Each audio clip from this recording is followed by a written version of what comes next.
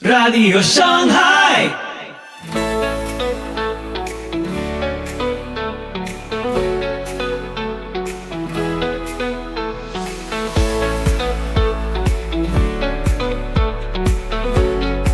Muy buenos días, tardes o noches, donde quiera que estés. Soy Pipo Biglione y te doy la más cálida bienvenida a Radio Shanghai. Estás sintonizando el episodio 531 de nuestra octava temporada. Prepárate para lo que viene. Hoy, el consuelo divino en medio de la aflicción. ¿Te has sentido abrumado por las pruebas de la vida?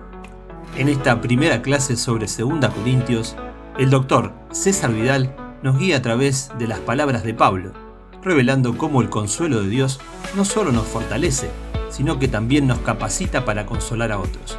Descubre cómo las aflicciones pueden convertirse en oportunidades para experimentar y compartir la gracia divina. Así que ponete cómodo, subí el volumen y empezamos. Soli Deo Gloria.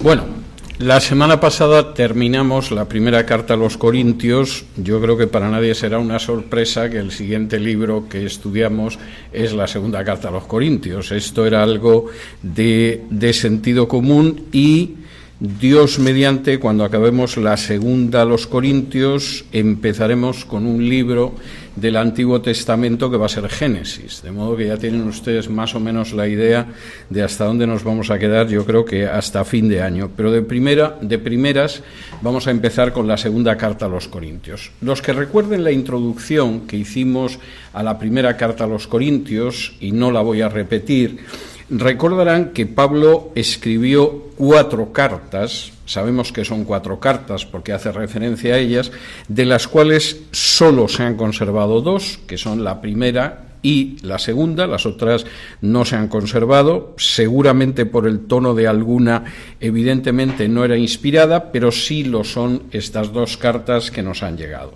Esta segunda carta a los Corintios, Pablo la escribe cuando los conflictos con la iglesia de Corinto parece que ya se han solucionado. Lo vamos a ver en el curso de la carta, pero aquí no es el Pablo de la primera carta que está con el alma en vilo, porque en Corinto es que es una tras otra. Aquí es un Pablo que ya habla de cómo efectivamente las aguas han vuelto a su cauce, pero que sin embargo tiene que abordar una serie de temas todavía con los corintios. Y eso hace que algunas personas, tengo que decir que de manera equivocada, suelan pensar que la primera carta a los Corintios es una carta sobre todo muy práctica y la segunda carta pues una carta que no es práctica, es una carta más teológica, más dedicada a perderse por las alturas. Eso no es cierto, es decir, en la primera carta a los Corintios ustedes recordarán que claro que hay elementos muy prácticos, pero al mismo tiempo Pablo también entra en cuestiones teológicas de mucha importancia, sean los dones, sea por ejemplo el hecho de la resurrección, etcétera, etcétera. No es una carta solo de problemas prácticos, también de cuestiones teológicas, y aquí pasa igual. Es decir, es una carta que leída de manera superficial puede parecer que Pablo, en fin, se va por allá por las alturas, pero todo lo contrario, está pisando el suelo y está pisando el suelo, pero bien, y lo van a ver ustedes desde el primer capítulo. El primer versículo es un versículo, además, muy interesante porque Pablo, lejos de ser un personaje que se coloca como el que manda, yo creo que uno de los momentos más divertidos que yo he vivido en los últimos meses es cuando la gente del consejo de esta iglesia tuvimos una reunión con una persona que no era de esta iglesia y no paraba de preguntar, pero bueno, ¿quién manda? Y efectivamente esa es una mentalidad muy del mundo. Algunos pueden creer que es una mentalidad cristiana, pero es una mentalidad muy del mundo. Es decir, aquí quién manda en la fábrica para que yo vea lo que tengo que hacer, ¿no? O sea, sí, pero ¿quién manda? ¿Quién manda? Y efectivamente esta persona me cuentan que días después todavía estaba en su desconcierto porque había descubierto que no había una persona que mandaba, ni mucho menos, ni cosa parecida. Y curiosamente eso es lo mismo que pasa con Pablo, porque fíjense cómo empieza la carta. Pablo, apóstol de Jesucristo por la voluntad de Dios, y el hermano Timoteo a la iglesia de Dios que está en Corinto, con todos los santos que están en toda Acaya. Pablo escribe solo como Pablo generalmente en las cartas de la cautividad. Y tiene lógica, porque está en prisión, y está en prisión él solo. Y aún así, incluso en esas cartas, al final, pues menciona a la gente que pasa a visitarle, la gente que le ayuda, etc. Pero Pablo tiene una tendencia que para mí es muy lógica, de siempre presentarse con aquella gente que le está ayudando en el ministerio, a pesar de que él es apóstol y Timoteo es un simple hermano. Pero Pablo encabeza la carta como Pablo, apóstol de Jesucristo por la voluntad de Dios, y el hermano Timoteo.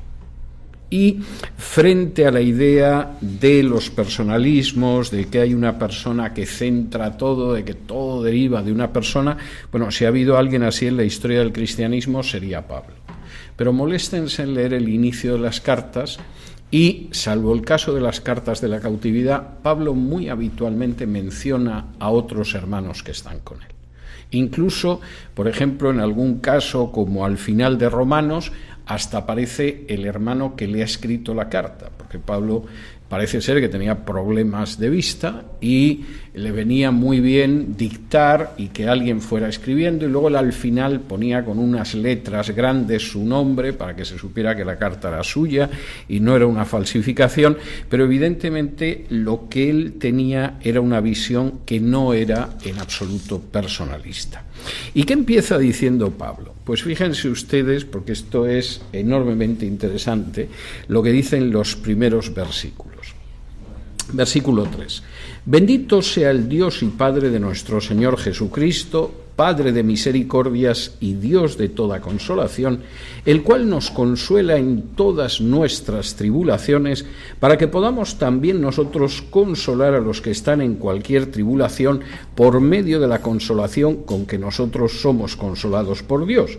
Porque de la manera que abundan en nosotros las aflicciones de Cristo, así abunda también por el mismo Cristo nuestra consolación. Pero si somos atribulados, es para vuestra consolación y salvación, o si somos consolados, es para vuestra consolación y salvación, la cual se opera en el sufrir las mismas aflicciones que nosotros también padecemos. Y nuestra esperanza respecto de vosotros es firme, pues sabemos que así como sois compañeros en las aflicciones, también lo sois en la consolación. Lo que menciona Pablo en estos 5 versículos siguientes, del 3 al 7, es algo que no se parece en absoluto al mensaje de mucho predicador célebre y populoso de hoy en día. Buena parte de las predicaciones que se pueden ver en Internet o que se pueden ver en canales de televisión y que se supone que son cristianas, jamás hablarían de aflicciones, de sufrimiento o de tribulación por parte de las grandes estrellas del cristianismo. Todo lo contrario. A ellos les va de maravilla, no pescan ni un mal resfriado. Es evidente que viven como millonarios, y es lógico, pues son millonarios, y además se supone que ese es el mensaje que venden. De la misma manera que yo no tengo ningún tipo de problema, usted puede conseguir exactamente lo mismo. O sea, esto es como Herbalife o alguna de estas formas de venta masivas y piramidales, ¿no? O sea, usted hágase con los productos Herbalife y va a ver cómo va a ser tan próspero como yo. Acepte lo que yo predico y no va a tener usted ningún tipo de problema. Pero eso es totalmente contrario a la enseñanza del Nuevo Testamento y a lo que dice aquí Pablo. Primero, el hecho de ser cristiano, de vivir en un mundo que no es cristiano y además de vivir en un mundo que no tiene valores cristianos, evidentemente va a provocar, y Jesús lo advirtió desde el principio, un choque entre los cristianos y esa sociedad en la que viven. Si me acompañan ustedes, por ejemplo, a Mateo capítulo 5, es muy interesante cómo Jesús, cuando habla de las razones por las cuales sus discípulos van a ser felices, bienaventurados, dichosos. Entre ellas menciona el choque con la sociedad en la que van a vivir. Y dice en Mateo capítulo 5 y versículos del 10 en adelante: bienaventurados los que padecen persecución por causa de la justicia, porque de ellos es el reino de los cielos. Bienaventurados sois cuando por mi causa os vituperen y os persigan y digan toda clase de mal contra vosotros mintiendo. Gozaos y alegraos, porque vuestro galardón es grande en los cielos, porque así persiguieron a los profetas que fueron antes de vosotros. Entre los problemas que vais a enfrentar en esta vida, diría Jesús, es el hecho de que hablen mal de vosotros. Y que además hablen mal de vosotros mintiendo. Porque claro, si te dedicas a no trabajar y a cargarle tu trabajo a tus compañeros, si te dedicas a robar dinero de la caja, si estás borracho 23 horas al día y si golpeas a tu mujer, evidentemente que hablen mal de ti es algo que puedes esperar con toda justicia. Pero Jesús está hablando de que no, vosotros realmente vais a tener la conducta digna de los discípulos y van a hablar mal de vosotros mintiendo. Y no debéis sentiros tristes por ello. Alegraos y gozaos, porque con los profetas hicieron igual. Echadle un vistazo a los profetas y lo mismo Amós que Oseas, Jeremías que Daniel pasaron por enormes dificultades, por calumnias, y es normal cuando uno le está diciendo a una sociedad que no cree la verdad. Eso es normal. No solamente es normal, es lo que tendríamos que esperar como creyentes. Si vamos a la segunda carta a Timoteo,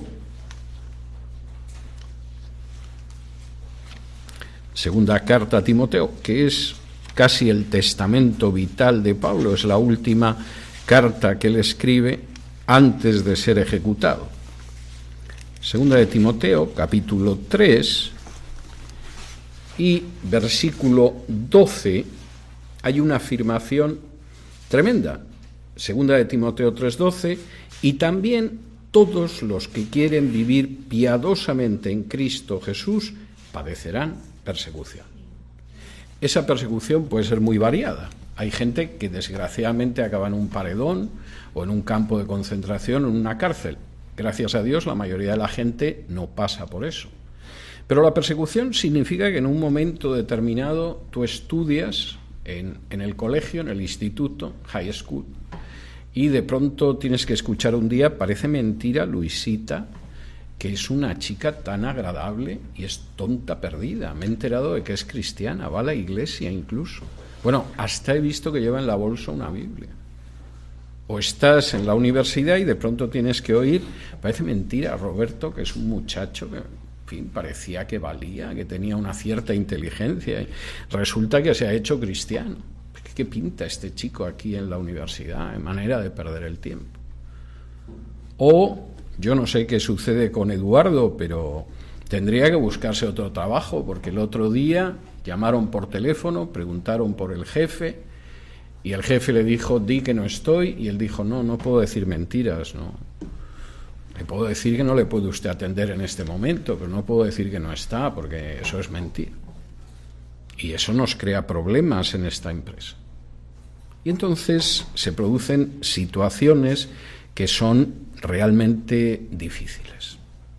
Y Pablo dice: sí, pero veréis que esto forma parte del juego de esta vida, es normal. Ya Jesús lo advirtió. Pero tiene una finalidad que es muy importante. Y es que cuando pasáis por tribulaciones, Dios os consuela. Y cuando Dios os consuela en medio de la tribulación, os está enseñando para que a su vez consoléis a otros. Habéis pasado por una experiencia que os permite ayudar a otras personas. Este viernes yo me llevé una enorme alegría porque de pronto Carlos nos contó que la hermana Rosemary había encontrado trabajo. Llevábamos orando por ella semanas y yo era una de las personas que sinceramente, por más vueltas que le daba, mental y humanamente no veía cómo podía encontrar trabajo. Los trabajos que había encontrado, por ejemplo, cuando había vivido en España, aquí eran imposibles e ilegales. Aclaro que eran ilegales no porque hiciera algo malo, sino porque en España tú puedes cuidar a un anciano y no tienes prácticamente ningún control, y entonces eso se puede solucionar, pero no es posible en Virginia. Y entonces le dábamos vueltas y realmente yo no atinaba a ver qué se le podría encontrar, por razones de edad, de físico, de lo que podía hacer. No de esos casos que dices, bueno, el resto de los hermanos, algunos lo han encontrado, otros les hemos buscado algún trabajo parcial porque estaban en la bolsa de trabajo y sabíamos que lo podíamos encauzar hacia ahí, pero esta pobre hermana no tiene ninguna salida. Y sin embargo, el Señor va mucho más allá de nuestros pensamientos, por lo menos de los míos, porque luego me enteré que Héctor sí que se había dado cuenta de por dónde podía ir esa cuestión, yo no, pero él sí. Es lo bueno de que exista un consejo. Y en un momento determinado, esta hermana estaba en esta situación. El día de mañana es posible que haya gente en esta congregación que de pronto se encuentre sin trabajo y parezca que no hay manera de que encuentre un trabajo. Y pasen las semanas y sigue la misma situación. Y una de las personas que va a tener más autoridad para poder decir, no, confía que el Señor es fiel y el Señor va a hacer las cosas y el Señor te va a ayudar, va a ser una persona precisamente como Rosemary, o como gente que ha pasado por dificultades parecidas. ¿Quiénes son los que comprenden mejor una crisis matrimonial? Los que han tenido una crisis matrimonial y la han superado. ¿Quiénes son los que comprenden mejor a aquellos que de pronto se encuentran con un agobio económico? Los que han tenido un agobio económico y el Señor los ha ayudado en medio de esa situación. ¿Quién comprende mejor a aquellos que de pronto se encuentran con el problema de un hijo díscolo? Pues precisamente aquellos que han tenido un hijo díscolo y han tenido que navegar por en medio del problema. Y lo que dice aquí Pablo es tremendo. Nosotros tenemos una cantidad de tribulaciones tremendas. Realmente pasamos por muchas tribulaciones, como dice aquí, pero versículo 4, Dios nos consuela en todas nuestras tribulaciones para que podamos también nosotros consolar a los que están en cualquier tribulación por medio de la consolación con que nosotros somos consolados por Dios. Y alguno diría, sí, pero es que a veces las aflicciones, versículo 5, porque de la manera que abundan en nosotros las aflicciones de Cristo, así abunda también por el mismo Cristo nuestra consolación. Pero si somos atribulados, es para vuestra consolación y salvación. O si somos consolados, es para vuestra consolación y salvación, la cual se opera en el sufrir las mismas aflicciones que nosotros también padecemos. El hecho de que yo sea apóstol, el hecho de que Timoteo firme la carta conmigo, no significa que no tenemos dificultades. Tenemos muchas, los vamos a ver a lo largo de la carta, pero Dios nos consuela en todos los casos. Y nosotros sabemos que ese consuelo es un consuelo que tenemos que hacer extensivo a vosotros. Al final, las dificultades, las tribulaciones, los problemas, tienen un efecto multiplicador y multiplicativo, pero en consuelo. Podemos dar testimonio de que Dios ha sido fiel en nuestro caso. Podemos acercarnos a un hermano o una hermana y decirle, no te preocupes, el Señor es fiel, yo he pasado por eso. El hermano tal o la hermana cual ha pasado por eso. Y en todo momento ha habido la consolación del Señor, porque como dice aquí, Dios es Padre de misericordias y Dios de toda consolación. De manera que el primer aspecto que señala Pablo en ese sentido es bastante claro. No está hablando además de problemillas pequeños, versículos del 8 al 11. Porque, hermanos, no queremos que ignoréis acerca de nuestra tribulación que nos sobrevino en Asia, pues fuimos abrumados sobremanera más allá de nuestras fuerzas, de tal modo que aún perdimos la esperanza de conservar la vida. Pero tuvimos en nosotros mismos sentencia de muerte para que no confiásemos en nosotros mismos, sino en Dios que resucita a los muertos, el cual nos libró y nos libra, y en quien esperamos que aún nos librará de tan gran muerte, cooperando también vosotros a favor nuestro con la oración, para que por muchas personas sean dadas gracias a favor nuestro por el don concedido a nosotros por medio de muchos. Vosotros tenéis problemas, pasáis por dificultades y por aflicciones. El Señor lo utiliza para consolaros y que consoléis a otros. Bueno, hay algunas dificultades que son mayores.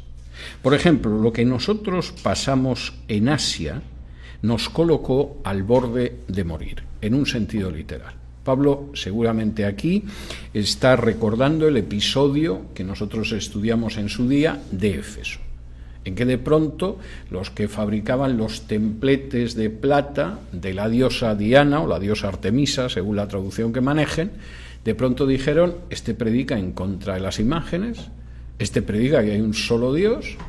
Como de pronto la gente deje de creer en Artemisa, se nos acabó el negocio. No crean ustedes que pensaron: ¿cómo vamos a dejar de honrar a la diosa? No, eso luego se utiliza como argumento con el que calentar a la gente. Pero aquí el problema es que el negocio de los plateros se va a hundir, se va a ir a pique como este Pablo tenga éxito, y hay que acabar con él. Y organizaron un motín en el que, si Pablo llega a estar, lo linchan y lo matan. Y de hecho los hermanos acabaron sacándolo porque Pablo tenía intención de hablar a la multitud. Le dijeron: no, Pablo, no está la multitud para hablar. O sea, como te vea la multitud, te despedaza, de modo que hay que sacarte de Éfeso. Y Pablo dice: bueno, pues en Asia, en Éfeso, es que verdaderamente hubo un momento en que perdimos la esperanza de conservar la vida. O sea, con la que se había organizado en la ciudad, era para decir: bueno, voy a dar mi último testimonio y que me maten. Porque verdaderamente esperanza de conservar la vida no había. ¿En quién confiábamos en ese momento? Fíjense en ello, que es importante, versículo 9, en el Dios que resucita a los muertos. O sea, habíamos llegado a una situación en que aquí, si nos pescan, nos despedazan, y nuestra única esperanza ya está en el Dios que resucita a los muertos, porque una vez muertos, evidentemente la única esperanza es que el Señor nos levantará de entre los muertos. La situación era una situación terrible. Y sin embargo, a pesar de eso, lo cierto, como dice el versículo 10, es que nos libró, nos libra y esperamos que aún nos va a librar. Y en esto tenemos que daros las gracias por algo. Versículo 11, que es el hecho de que habéis cooperado a favor nuestro con la oración. Fíjense en el cuadro que expresa Pablo, porque es enormemente práctico. Nosotros sabemos lo que es tribulación. Si alguien piensa que el apóstol es el que sale en televisión con un traje de $1.000 diciendo pavadas, no tiene ni idea de lo que es un apóstol. Nosotros pasamos por un peligro real de muerte. Es más, hubo un momento que llegamos a la conclusión de que íbamos a morir. Nuestra única esperanza estaba en Dios, pero en Dios como el que resucita a los muertos. Nos van a matar y el Señor nos resucitará un día. Y sin embargo, en aquel entonces, aunque vosotros no estabais físicamente a nuestro lado, aunque vosotros estabais a miles de kilómetros de distancia, la realidad es que cooperasteis con nosotros a través de la oración. La oración es tremendamente poderosa, aunque a veces no podamos hacer más, aunque estemos a miles de kilómetros, aunque de pronto contemplemos a una persona y digamos: Señor, si tú no intervienes, los médicos lo han desahuciado. Señor, si tú no intervienes, esta persona no va a encontrar trabajo. Señor, si tú no intervienes, esta persona no va a salvar a su familia. Señor, si tú no intervienes, esta persona va a ser un desgraciado económicamente hasta que tú lo llames hasta tu presencia. Y Pablo dice: bueno, nos libramos de todo, nos libró, nos está librando, nos va a librar en el futuro, y es gracias a vuestra cooperación en oración. Esto es muy práctico y no creo yo que sea tanto teológico. Y en este momento Pablo entra en otra cuestión que es enormemente importante, y es cuál es la gloria de un apóstol o cuál es la gloria de un cristiano. Versículos 12-14.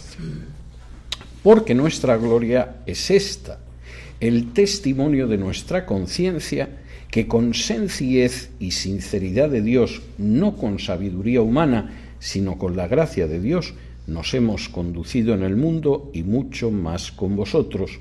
Porque no os escribimos otras cosas de las que leéis o también entendéis, y espero que hasta el fin las entenderéis, como también en parte habéis entendido que somos vuestra gloria, así como también vosotros la nuestra, para el día del Señor Jesús.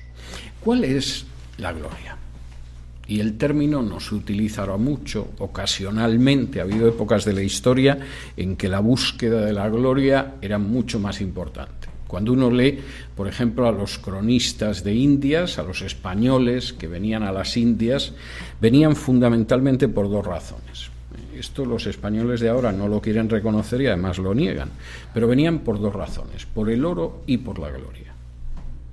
No digo yo que no hubiera algún fraile que viniera para sembrar la religión, etcétera, pero incluso los frailes era llegar aquí y que les asignaran unos indios para que trabajaran por ellos y unas tierras y todo lo demás. Aquella gente se jugaba la vida y venía hasta aquí por el oro y la gloria. Nosotros llegamos, primero, porque evidentemente en España hay que trabajar mucho y la vida es muy miserable, y ahí hay posibilidades de encontrar riquezas, a ser posible algo sólido como el oro. Cuando Colón llegó aquí y los indios no le daban el oro suficiente, optaron porque les cortaban una mano a los indios, y así verás tú cómo se espabilan para encontrar oro. Claro, no puedes utilizar lo de cortar las manos mucho, porque hay dos, y si le cortas las dos, a ver el indio cómo saca el oro de la tierra. Pero una era el oro y la otra la gloria. Finalmente, consigamos o no consigamos oro, a lo mejor morimos combatiendo con los indios, pero va a quedar la gloria. La idea de la gloria es algo que sigue existiendo en nuestra sociedad, aunque tenga, manifestaciones distintas. ¿Cuál es la gloria? Para algunas personas, por ejemplo, aparecer habitualmente en televisión. Hay incluso un dicho para la televisión en que de pronto aparece una persona y suelta algo, y durante varios días comentan la persona que apareció en ese programa y dijo no sé qué, y se han hecho eco otros programas, que es decir, tuvo su minuto de gloria. La gloria es que efectivamente de pronto salió y dijo: señor Trump, usted me está deshaciendo la vida. Y entonces a este te lo sacan en todos los programas diciendo: pues ahí ven ustedes a un pobre minero de un estado carbonífero aquí en Estados Unidos impetrando al presidente Trump.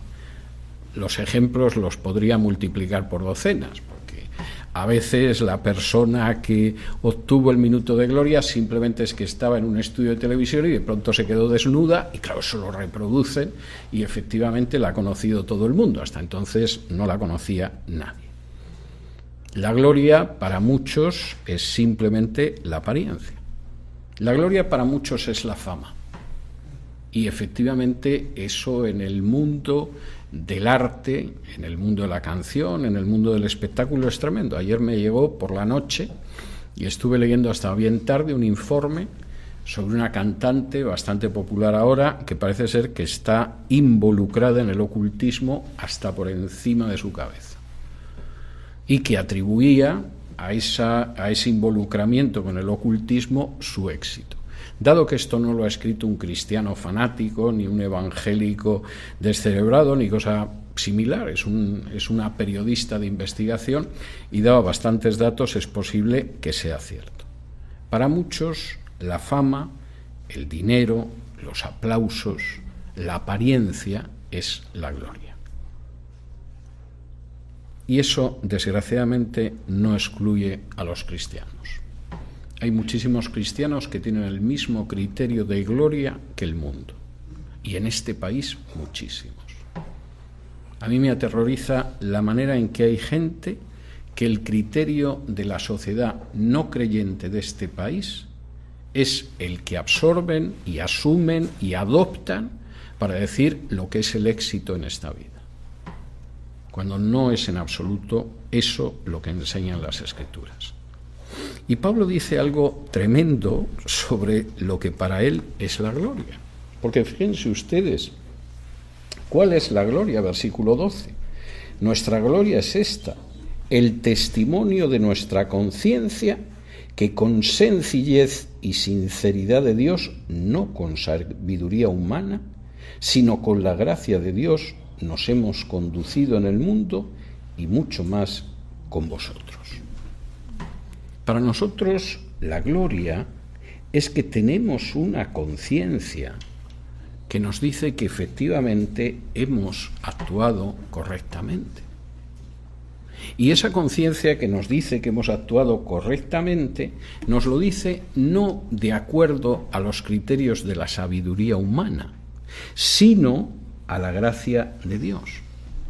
Y en ese sentido, como dice Pablo más adelante, versículo 13, porque no os escribimos otras cosas de las que leéis o también entendéis, y espero que hasta el fin las entenderéis, como también en parte habéis entendido, que somos vuestra gloria, así como también vosotros la nuestra, para el día del Señor Jesús. ¿Cuál es la gloria de un creyente? ¿Lo que el mundo considera la gloria? ¿El hecho de la admiración popular?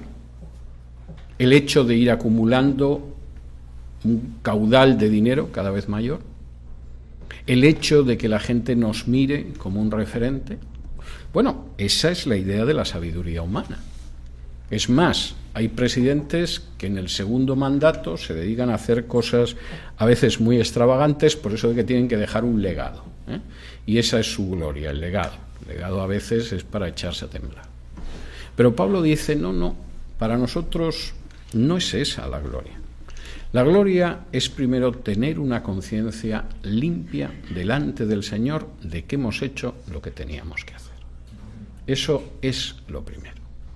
Cuando tú te miras en el espejo por la mañana y puedes decir, bueno, realmente he hecho lo que tenía que hacer. Y segundo, la forma en que nuestro comportamiento con una conciencia limpia repercute de manera positiva en la vida de nuestros hermanos. Vosotros sois nuestra gloria. ¿Por qué? Bueno, no siempre nos habéis entendido. A veces no escucháis. Ha habido alguno que incluso me ha ofendido. Pero cuando de pronto miramos, Timoteo y yo, la congregación de Corinto, decimos, sí, ciertamente nuestra gloria es como hemos trabajado para nuestros hermanos. Y vuestra gloria somos nosotros también. Hay algo tremendamente hermoso en esto y es muy anticultural y muy poco parecido al mundo. Nosotros no buscamos que la gente nos conozca, nos adule, hable de nosotros, nos llene el bolsillo, cosas parecidas. Esa es la sabiduría humana. Nosotros buscamos, en primer lugar, comportarnos de una manera que con sencillez y sinceridad de Dios quede claro que tenemos una conciencia limpia. No hay nada en nosotros que nuestra conciencia nos pueda afear, porque actuamos de manera sencilla y sincera delante de Dios. Y en segundo lugar, esa gloria, y eso no lo vamos a ver, como dice aquí, hasta el día del Señor Jesús, es una gloria que repercute en nuestros hermanos. Cuando de pronto hemos orado por alguien en necesidad, cuando hemos ayudado a alguien que necesitaba ayuda, cuando hemos dedicado tiempo a escuchar a la persona que sufría, cuando nos hemos alegrado con aquella persona que tenía un motivo de gozo, cuando hemos compartido el Evangelio con alguien para que conozca a Jesús, cuando hemos alabado al Señor, cuando hemos hecho cualquiera de las cosas que hacemos por amor al Señor y a nuestros hermanos, estamos acumulando gloria. Esa es nuestra gloria. Y el mundo ahora puede que no lo vea. Podemos ser personajes que no tienen la menor trascendencia, pero como dice aquí Pablo, lo va a volver a tocar más adelante en la carta, eso se va a ver el día del Señor Jesús. Y el día del Señor Jesús, realmente lo que va a aparecer no son los minutos de televisión, ni el dinero que conseguiste guardar en el banco, ni cosa parecida. Aparecerá aquella vez que oraste con tu hermano que sufría. Aparecerá aquella vez que mostraste misericordia hacia el que tenía necesidad. Aparecerá aquello de tuve hambre y me diste de beber, y tuve sed y me diste de beber, y estuve enfermo y me visitaste, y estuve en prisión y me consolaste. Y Pablo lo está diciendo de una manera muy clara: la gloria del mundo no se parece en absoluto a lo que nosotros realmente pensamos que es gloria. Y precisamente por eso aquí Pablo ahora introduce un elemento personal, versículos del 15 al 18. Con esta confianza quise ir primero a vosotros para que tuvieseis una segunda gracia y por vosotros pasar a Macedonia, y desde Macedonia venir otra vez a vosotros y ser encaminado por vosotros a Judea. Así que al proponerme esto usé quizá de ligereza, o lo que pienso hacer lo pienso según la carne, para que haya en mí sí y no. Y aquí de pronto Pablo, que dice: por eso yo quise ir a veros, porque mi gloria es aquello que con buena conciencia puede hacer en favor de vosotros, y por eso, aunque aquí hay que dar un viaje enorme y hay que dar muchas vueltas y no existen líneas aéreas y cosas de este tipo, pues yo decidí de todas formas hacerlo. ¿Y por qué? Y aquí aparece algo tremendo por parte de Pablo. Porque Dios es fiel. Y porque incluso en medio de las dificultades, y porque a veces parezca que aquellos que deben de ser nuestra gloria son todo lo contrario, son nuestro calvario, sin embargo, el Señor es fiel. Fíjense lo que dice en los versículos del 19 al 22. Mas, como Dios es fiel, nuestra palabra a vosotros no es sí y no, porque el Hijo de Dios Jesucristo, que entre vosotros ha sido predicado por nosotros, por mí, Silvano y Timoteo, no ha sido sí y no, mas ha sido sí en él, porque todas las promesas de Dios son en el sí y en el amén, por medio de nosotros, para la gloria de Dios. ¿Por qué decidimos tener una conciencia limpia? ¿Por qué decidimos que la gloria es lo que el Señor considera que es la gloria? ¿Por qué esa gloria está unida al hecho de servir a los hermanos? Porque las promesas de Dios no son sí y no. Las promesas de Dios siempre son sí. Y en medio de la dificultad, y en medio de las tribulaciones, y en medio de amenazas a la propia vida, y en medio incluso de las dudas, porque de pronto en medio de la oscuridad y de las tinieblas y de la tempestad, de pronto dices: a ver si no lo estoy haciendo bien, a ver si esto es un error, a ver si debería dedicarme a otra cosa en vez de a esto. En medio de todo eso, Pablo recuerda que nuestro Señor Jesucristo no es sí y no. Nuestro Señor Jesucristo es sí y amén. Y sus promesas se van a cumplir. Esta mañana, después de desayunar, yo tenía un viejo himnario de los años 70, nada menos, encima de la mesa de la cocina, y cuando acabé de desayunar empecé a pasar las páginas del himnario y iba cantando himnos que supongo que algunos hace muchos años que no los cantaba. Me estaba quedando sorprendido de los himnos que recordaba, y uno de ellos habla precisamente de las promesas del Señor y dice: todas las promesas del Señor Jesús son apoyo poderoso de mi fe. Y es verdad, es lo que dice aquí Pablo. El Señor no nos va a dejar ni nos va a desamparar. El Señor en ningún momento va a permitir que nos extraviemos. Incluso si se diera la circunstancia de que en un momento determinado decidiéramos cometer la estupidez de saltar la cerca del redil, dejaría las 99 ovejas en el redil para ir a buscarnos, y el Señor es sí y amén. Y Pablo dice: bueno, yo puedo tener toda esta confianza precisamente por eso. Y en ese momento Pablo menciona otras dos cosas al final que a mí me parecen verdaderamente importantes. Dice así en los versículos, en el versículo 22, primero, 21 y 22. Y el que nos confirma con vosotros en Cristo y el que nos ungió es Dios, el cual también nos ha sellado y nos ha dado las arras del Espíritu en nuestros corazones. ¿Qué quiere decir esto? Es muy importante. Vamos a ver. El Padre efectivamente actúa, el Hijo es sí y amén para nosotros y sus promesas se cumplen, y el Espíritu Santo es las arras. Este es un término legal que habrá gente que quizá no lo conozca. Yo personalmente soy partidario de dejarlo tal y como está, pero hay que explicarlo. Las arras son la garantía en un contrato legal. Es un término, no sé si se utiliza en Hispanoamérica, en España todavía se utiliza legalmente. Tú de pronto en un momento determinado quieres comprar un terreno y entonces entregas una garantía económica que son las arras.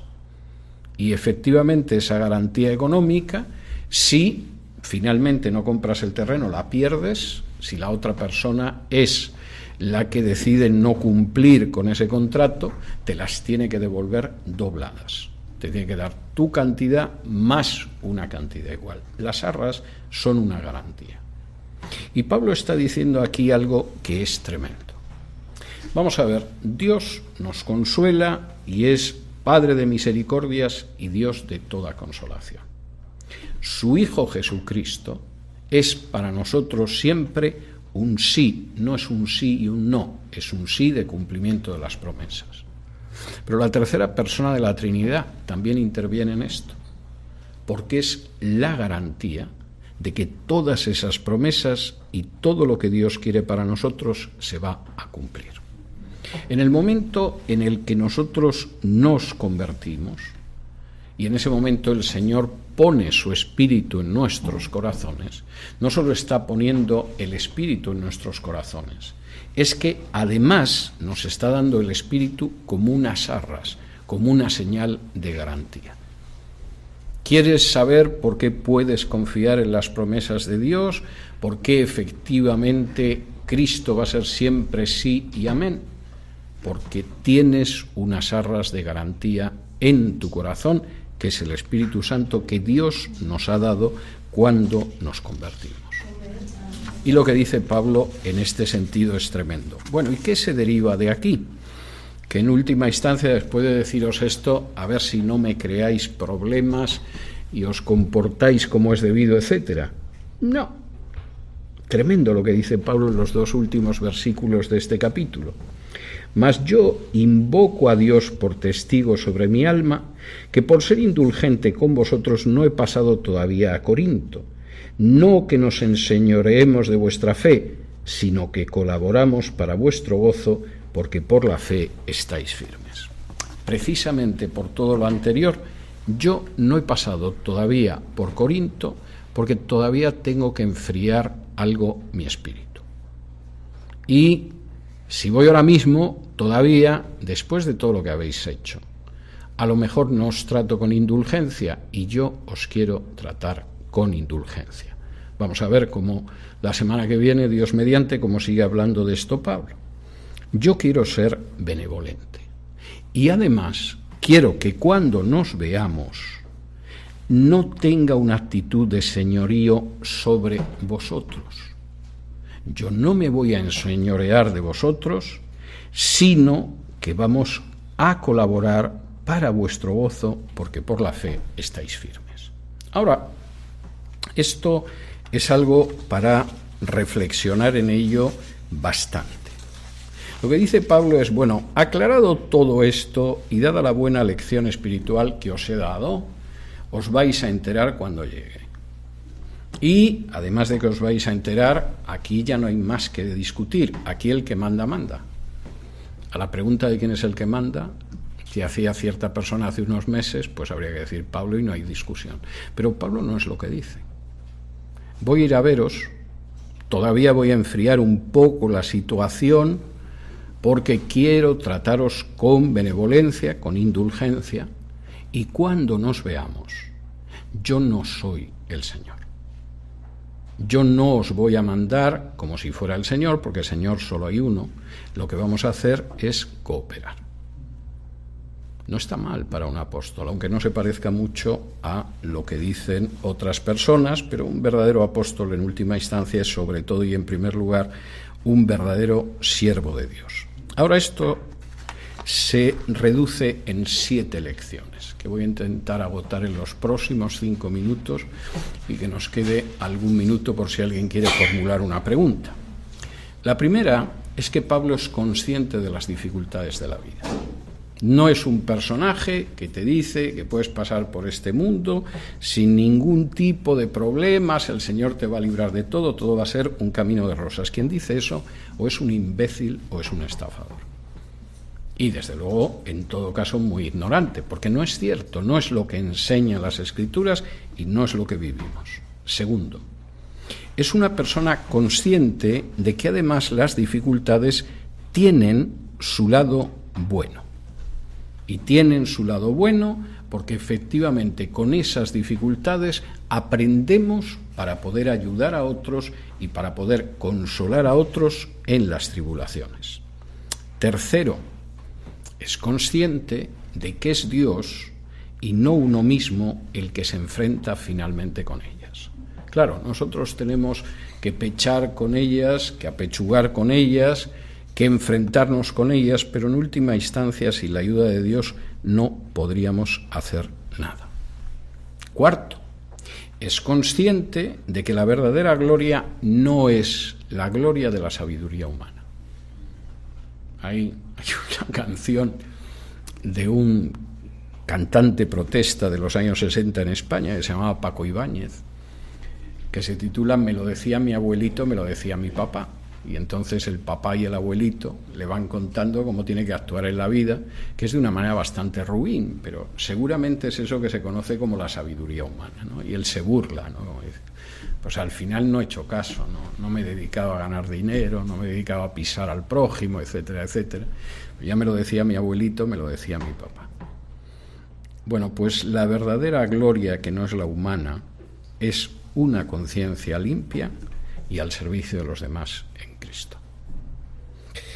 La gente que estamos, sobre todo en el núcleo central y el núcleo duro de mi programa de La Voz, a veces nos reímos muy a menudo, porque podríamos ser millonarios. Y lo hemos hablado más de una vez. Y sin embargo, hace muchísimo tiempo, yo creo que ni siquiera tuvimos que reunirnos para discutirlo ni para hablarlo. Era obvio que no teníamos ningún interés, porque sabíamos el precio que íbamos a pagar, y desde luego el primero iba a ser que no íbamos a tener una conciencia limpia.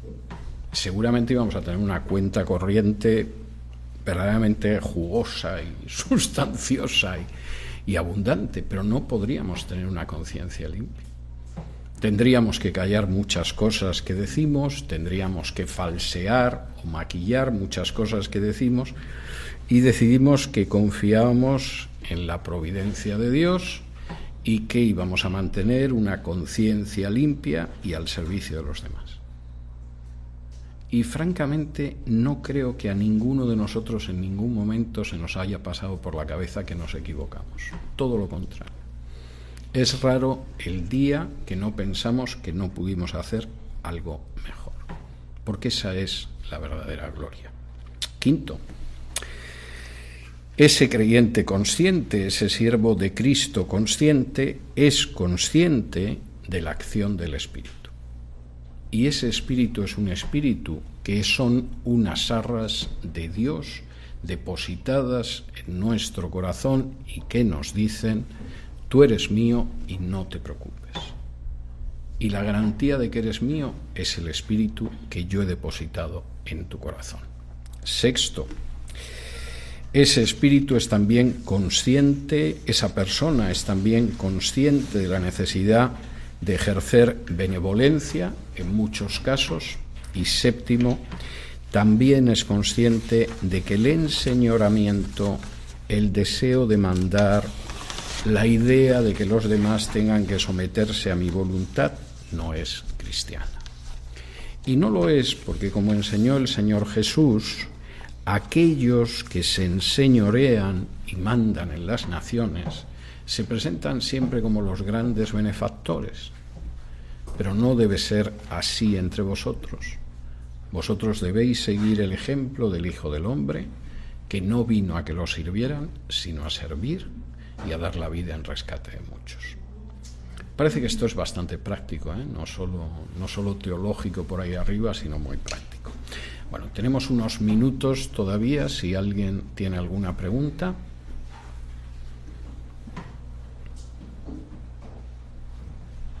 Bueno, pues si no hay más preguntas, nos encontramos la semana que viene para continuar con 2 de Corintios.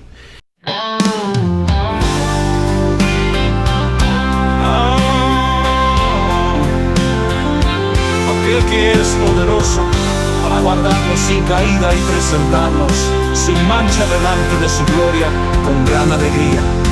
Al único Dios nuestro Salvador, por medio de Jesucristo nuestro Señor,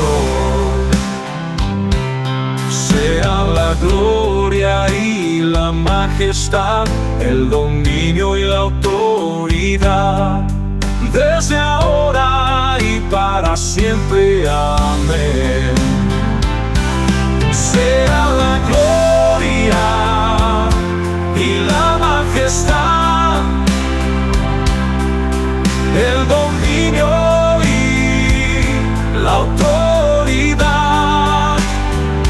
desde ahora y para siempre. Amén. Sea la gloria y la majestad, sea la gloria y la majestad.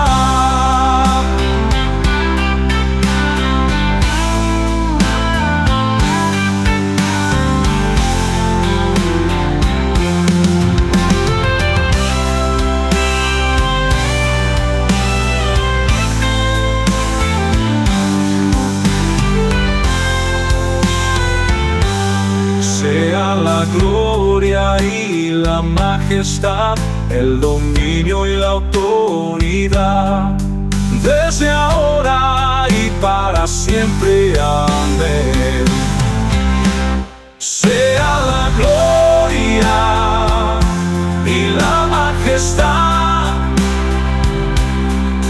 el dominio y la autoridad, desde ahora y para siempre.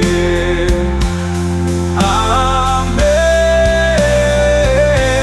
Sea la gloria y la majestad, sea la gloria y la majestad, sea la gloria y la majestad.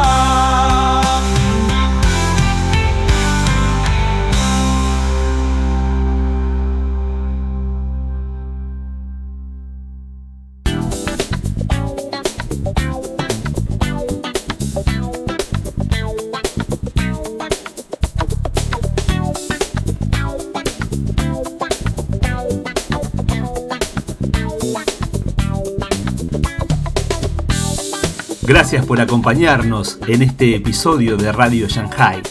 Tu apoyo nos ayuda a seguir conectando el mundo de hoy con los principios eternos. Por eso, te pedimos que te suscribas y nos dejes tu like para que más personas descubran este mensaje. No olvides seguirnos en Facebook, Instagram y Telegram para estar al tanto de todo. Te esperamos, Dios mediante, en nuestro próximo episodio. Que Dios te bendiga.